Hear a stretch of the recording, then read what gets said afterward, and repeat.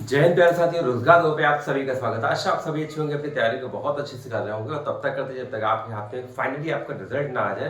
Regularity और patience दोनों बनाए रखिए, क्योंकि यही आपके लिए सफलता के लिए आप तक आपके साथ रहेंगे, सफलता तक आपके लिए, और इसी से आपको सफलता अर्जित होगी। क्योंकि रेगुलरिटी और पेशेंस बहुत ज़रूरी है हर काम के लिए, चाहे कोई भी आप काम कर रहे हो, रेगुलरिटी और पेशेंस बहुत ज़रूरी है।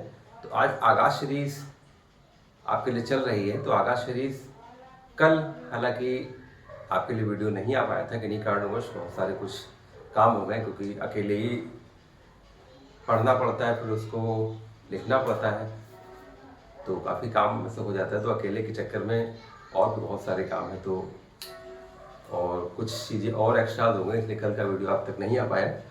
तो आगाज सीरीज का ये ईवीएस का आपका वीडियो बहुत इंपॉर्टेंट है, जो आपके हर एग्जाम्स के लिए बहुत इंपॉर्टेंट आपके लिए हो सकता है। तो आज का वीडियो है भारत की प्रमुख नदियाँ। जी हाँ, जो प्रमुख नदियाँ भारत की हैं वो उससे संबंधित आप में एक क्वेश्चन एग्जाम्स में ज़रूर आता है, चाहे एग्जाम्स का, चाहे यूपी टेट हो, सीटेट हो, चाहे होमगार्ड हो, कांस्टेबल हो, यूपी पुलिस एसआई हो, किसी में भी अगर जीके सेक्शन जुड़ा है तो निश्चित रूप से नदियों का एक क्वेश्चन आना ही आना है। हो सकता है वो क्वेश्चन इसी से आपको मिल जाए।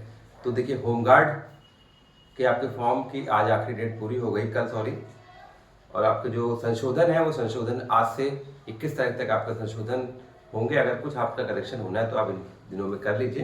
तो आइए हम शुरू करते हैं आगाज सीरीज का ईवीएस का आपका डेली का जो शाम को 6:15 का वीडियो आपके लिए हाजिर है, भारत की प्रमुख नदियाँ। और सभी शेयर से निवेदन है कि अगर वीडियो अच्छा लगे तो प्लीज़ कॉपी में लिखते जरूर रहिए, क्योंकि आपके लिए बहुत इंपॉर्टेंट नोट्स हैं, क्योंकि मटेरियल ज़्यादा है, पढ़ना लेकिन सिलेक्टेड है। ठीक है, तो आइए शुरू करते हैं लोग भारत की प्रमुख नदियाँ। देखिए, आपके सामने भारत का ये नक्शा बना है, ये इसकी पूर्व दिशा, पश्चिम, उत्तर और ये दक्षिण।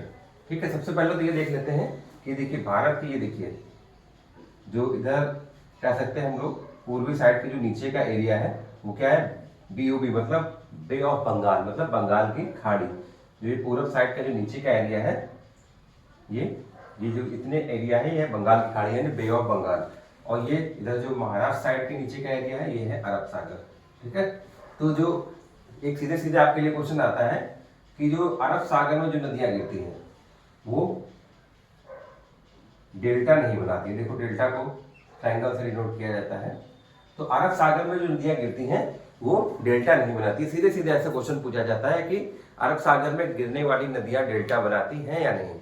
तो आप कह सकते हैं कि वो डेल्टा नहीं बनाती। तो डेल्टा कौन बनाता है? डेल्टा वो बनाती हैं जो बे ऑफ बंगाल में गिरती हैं, यानी बंगाल की खाड़ी में जो नदियां गिरती हैं वो डेल्टा का निर्माण करती हैं। अरब सागर में गिरने वाली नदियां डेल्टा का निर्माण नहीं करती हैं। ठीक है, तो अब लोग बात करते हैं। देखिए, जो प्रमुख प्रमुख आपके लिए नदियां हैं, देखिए गोमती, ये पीलीभीत नदी पीलीभीत से निकलती है और गाजीपुर में गंगा से मिलती है। बहुत इंपॉर्टेंट आपके लिए, आप चाहे तो लिख भी सकते हैं क्योंकि बहुत इंपॉर्टेंट आपके लिए सारी चीजें हैं।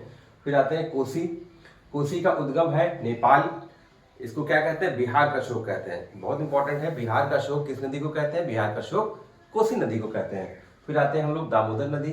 ये छोटा नागपुर के पठार, ये जो झारखंड में पाया जाता है, ये भी पूछा जाता है कि छोटा नागपुर का पठार कहाँ पर है, तो झारखंड में है। इसका उद्गम, जो दामोदर नदी का उद्गम है वो झारखंड छोटा नागपुर के पठार से है। और इसको कहाँ के शोक कहते हैं? इसको कहते हैं पश्चिम बंगाल का शोक।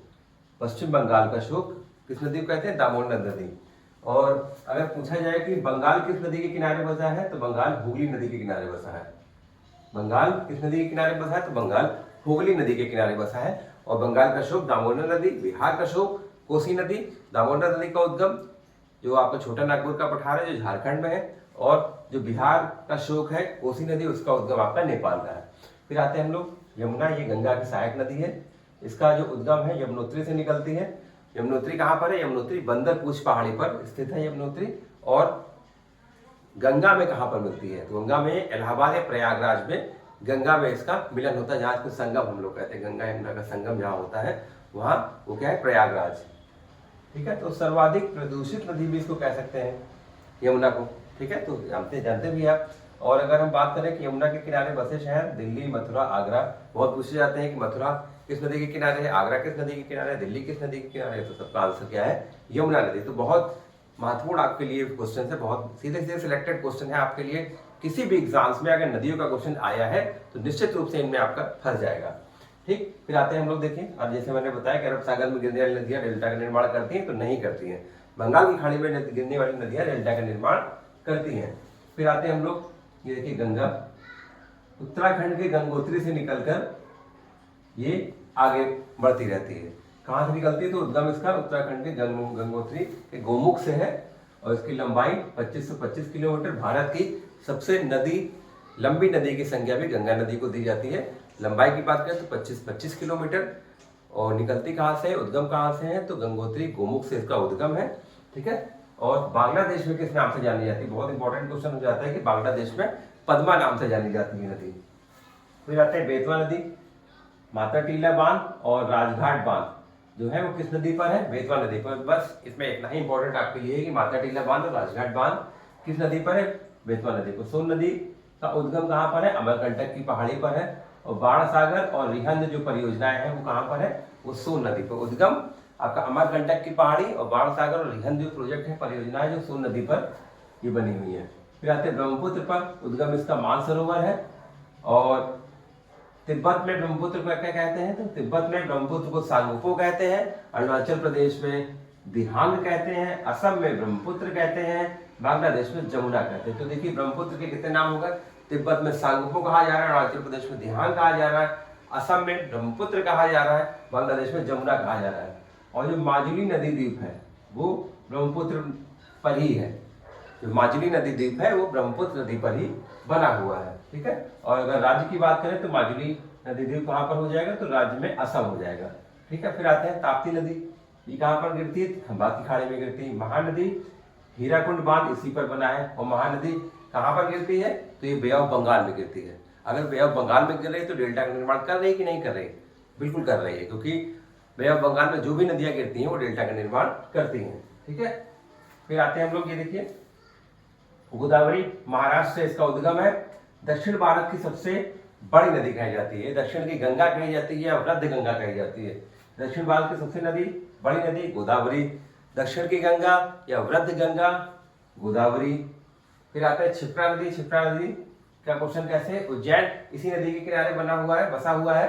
फिर आते हैं साबरमती। साबरमती नदी गुजरात इसके किनारे, साबरमती के किनारे। और किस खाड़ी में गिरती है? तो खंबात की खाड़ी में गिरती है, ठीक। ये देखिए जैसे गोदावरी हुई, कृष्णा हुई, कावेरी हुई, ये सारी नदियां किस में गिर रही? सारी नदियां गिर रही है बंगाल की खाड़ी में, मतलब बे ऑफ बंगाल में। तो ये डेल्टा का निर्माण कर रहे हैं कि नहीं कर रहे हैं? कमेंट में जरूर लिखिएगा। तो डेल्टा का निर्माण करती हैं, जो क्योंकि जो भी नदियां बंगाल की खाड़ी में गिर रही हैं वो डेल्टा का निर्माण कर रही हैं। और जो नदियां अरब सागर में गिर रही हैं वो डेल्टा का निर्माण नहीं कर रही। तो देखिए बहुत इंपॉर्टेंट क्वेश्चन आपके लिए नदियों के हो गए हैं। कुछ नदियां जो अगर छूट रही हैं तो आपके लिए आगे उसको जरूर कवर कर लिया जाएगा। तो आपके लिए बहुत इंपॉर्टेंट है, क्योंकि मटेरियल ज़्यादा सिलेक्टेड पढ़ना है आपको। तो आपके लिए अगर नदी का क्वेश्चन आ रहा है तो इनमें से जरूर आपके पूछा जा सकता है। तो इसलिए वीडियो में अंत तक जरूर बने रहा करिए और चैनल को लाइक सब्सक्राइब शेयर अवश्य करिए, जिससे आपको नोटिफिकेशन का बेल आइकन जो घंटी है वो भी दबा दीजिए, जिससे आपको आधे घंटे पहले सूचना मिल जाए जैसे वीडियो आने वाला हो। तो ऐसे अपडेट्स के लिए, किसी भी तरह के सरकारी जॉब्स के अपडेट्स के लिए, रिजल्ट संबंधित कोई भी अपडेट आपके लिए, तो रोजगार लोगों के साथ जरूर से जरूर जुड़ें। चैनल को लाइक सब्सक्राइब शेयर करें। जय हिंद, जय भारत।